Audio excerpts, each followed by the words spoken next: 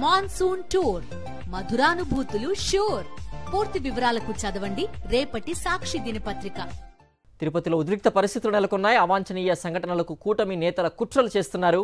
YS Jagan పర్యటన నేపథ్యంలో అల్లర్లు సృష్టించేందుకు టీడీపీ, బీజేపీ, జనసేన నేతలు ప్రయత్నిస్తున్నట్లుగా తెలుస్తోంది.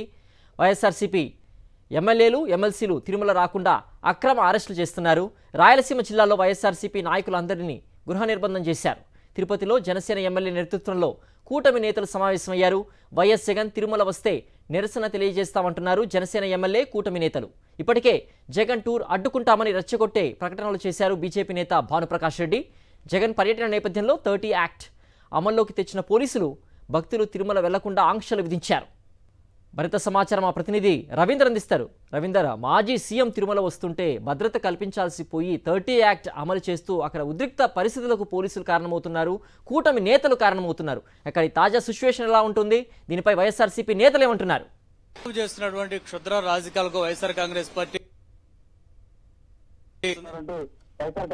నేతలు చేస్తున్నారు. ఇప్పుడు మాజీ ముఖ్యమంత్రి వైఎస్ఆర్ కాంగ్రెస్ పార్టీ అధినేత మాజీ ముఖ్యమంత్రి వైఎస్ఆర్ కాంగ్రెస్ పార్టీ అధినేత మరోసారి క్షుద్ర రాజకీయాన్ని అమలు చేసిన పరిస్థితి కనిపిస్తుంది. అయితే నిన్న మాట వరకు మనం చూసాం, లడ్డూ ప్రచారానికి సంబంధించి పెద్ద ఎత్తున ఒక దుష్ప్రచారాన్ని చంద్రబాబు చేయటం, ఇది ప్రపంచవ్యాప్తంగా శ్రీవారి భక్తుల మనోభావాలను తీవ్రంగా దెబ్బతీసిన పరిస్థితులను మనం చూసాం. ఈ నేపథ్యంలో వాదించేసినటువంటి తీవ్రమైన వ్యతిరేకత కారణంగా చంద్రబాబు పూర్తిగా భూమనాదైన పరిస్థితి కనిపిస్తుంది. దాంతో కూడా వైఎస్ఆర్ కాంగ్రెస్ పార్టీకి సంబంధించినటువంటి నేతలు ఇప్పటికే సుప్రీంకోర్టు తలుపు కూడా పెట్టిన పరిస్థితి. మరోవైపు బీజేపీకి సంబంధించినటువంటి ఎంపీ మాజీ ఎంపీ సుబ్రహ్మణ్య స్వామి గారు ఈ ఘటనకు సంబంధించి సిట్టింగ్ జడ్జితో విచారణ జరిపించాలని కూడా కోరిన పరిస్థితి. సార్, వీటన్నిటి నేపథ్యంలో చంద్రబాబుకి చాలా పరిస్థితి ఎలా ఉండబోతుంది అనేది చాలా స్పష్టంగా అర్థమైపోయింది. ఈ నేపథ్యంలోనే ఆయన మిగతా రాజకీయ పక్షాల్లో ముందుకు వస్తున్న పరిస్థితి కనిపిస్తుంది. అట్లాగే ఇటువైపు ధార్మిక సంస్థలు, అట్లాగే కొంతమంది స్వామీజీలను తెరమీద తీసుకొచ్చారు, వారిపై రాజకీయం చేసే ప్రయత్నం చేస్తున్నారు. ఈ నేపథ్యంలో ఒక ఉద్రిక్తత